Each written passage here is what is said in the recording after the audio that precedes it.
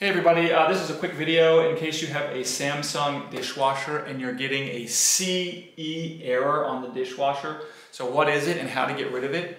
So the CE error is a communication error. So the dishwasher is sensing that the control panel is not able to communicate with the dishwasher.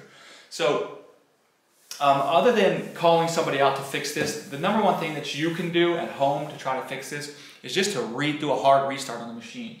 So to do that, you're just going to turn it off and then unplug it either from the wall or turn it off at the circuit breaker. Make sure it's totally cut off from power and leave it cut off for a full minute.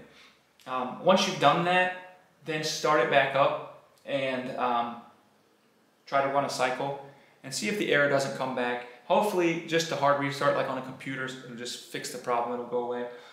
If not, if that doesn't fix it, you might need to replace the control panel or something like that, and you're probably going to need to call out for support for that. So hopefully the hard restart will fix the problem.